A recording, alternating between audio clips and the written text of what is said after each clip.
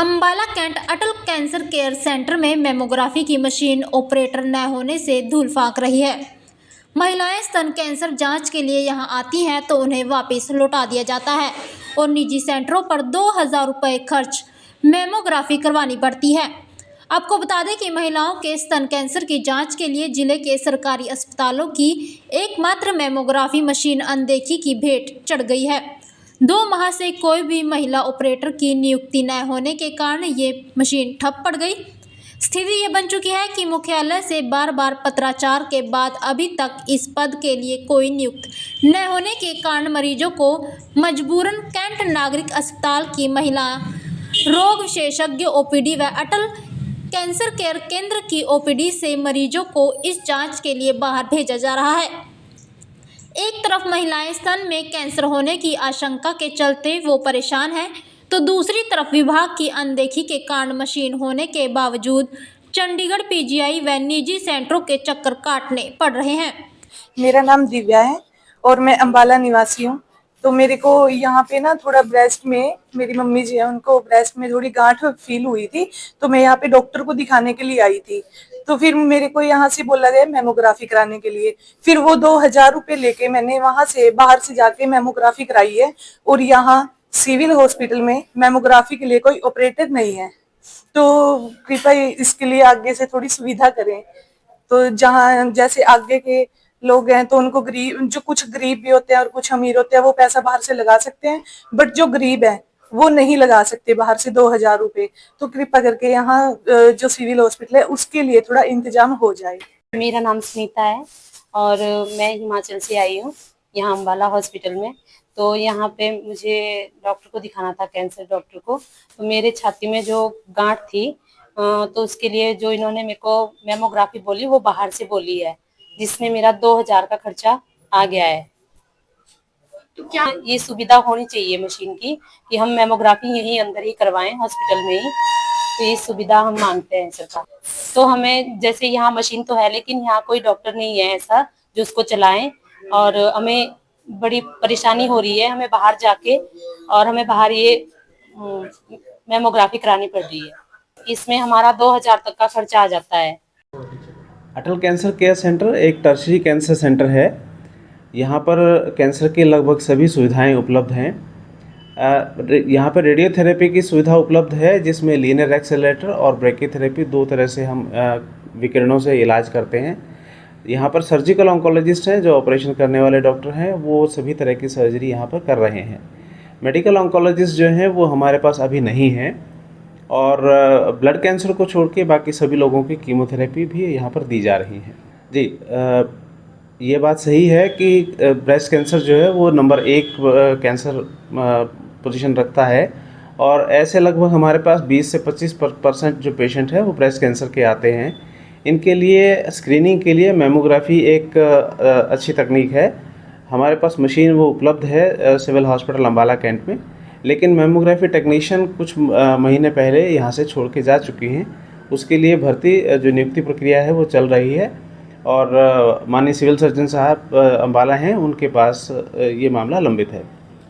इस मेमोग्राफी जो मशीन है उसके लिए अभी नहीं कर रहे हैं हम लोग, और हमारा प्रशासन से अभी अनुरोध हमने किया था कि इसके लिए कोई कुछ न कुछ अल्टरनेट हम लोग सर्च करके रखें। ये तो माननीय जो हमारे उच्च अधिकारी हैं उनसे हम निरंतर संपर्क में हैं।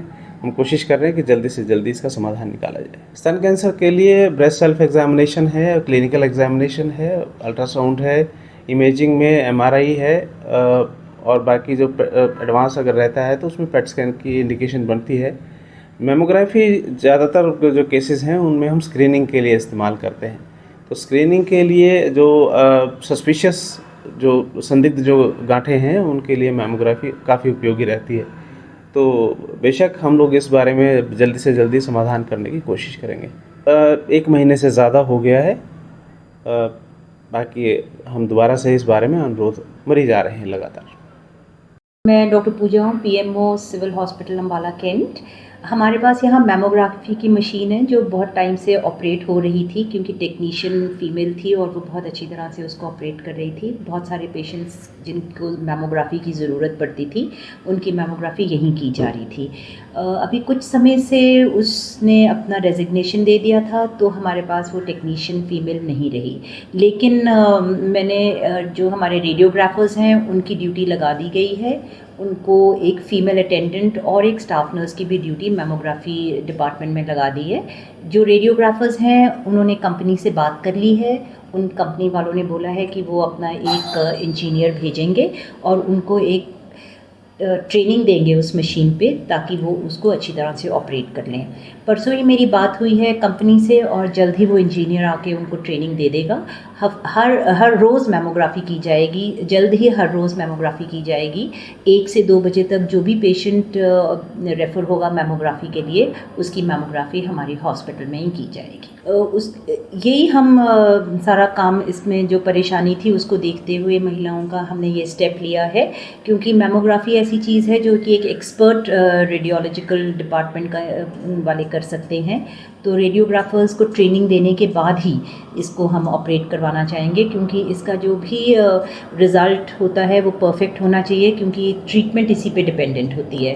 तो जैसे ही कंपनी से हमारी बात हो गई है, उनका इंजीनियर आके हमें समझा देगा और ये हम जल्द रोज़ करवाएंगे।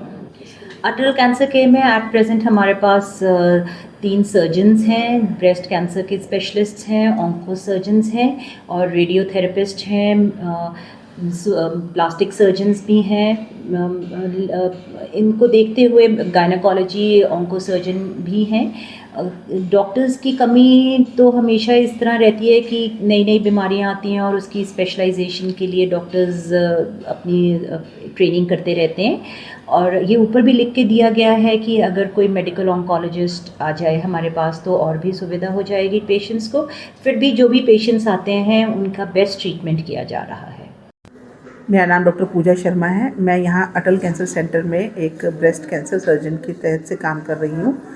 यहाँ पे आने वाले पेशेंट्स में मोस्टली जो मेरी ओपीडी रहती है उसमें 60 से 70% पेशेंट्स जो हैं वो स्टेज 3 स्टेज 4 के ही होते हैं। तो बेसिकली हम ब्रेस्ट कैंसर होता क्यों है अगर ये हम समझना चाहें तो ये बिकॉज ऑफ या तो जेनेटिक कारण होते हैं या इन्वायरमेंटल कारण होते हैं, जिसके कारण जो है चूँकि हमारा आजकल का लाइफस्टाइल बहुत ज़्यादा मॉडर्न है और काफ़ी हमारा जो मिलावटी जो है खाने में, पीने में, दूध में, हर जगह जो मिलावट का है और जो हमारी एयर पोल्यूशन है, वाटर पोल्यूशन है, इनके कारण जो है जो कैंसर की संभावनाएं हैं वो अब बढ़नी ज़्यादा हो गई हैं। और पहले से कैंसर जो है वो मोर इन एपिडेमिक फॉर्म आगे आ रहा है, जिसके कारण ब्रेस्ट कैंसर, जो कि पहले सर्वाइकल कैंसर एक मोस्ट कॉमन कैंसर होता था महिलाओं का, लेकिन अब ब्रेस्ट कैंसर ज़्यादा मोर कॉमन हो गया है। इट इज़ लाइक एपिडेमिक की तरह ही अब आजकल ये प्रेजेंट कर रहा है। इसमें मोस्टली पेशेंट को जो अवेयरनेस है वही उसको बचा सकती है। इसलिए मैं पेशेंट्स जो हमारे महिलाएं हैं, हमारी 25 से 75 की उम्र में जो महिलाएं रहती हैं, मैं उनसे ये रिक्वेस्ट करूंगी कि वो अपने ब्रेस्ट में सेल्फ ब्रेस्ट एग्जामिनेशन करें और उन्हें कोई अगर गांठ प्रतीत होती है तो वो एक बार आके अटल कैंसर सेंटर में हमें दिखाएं।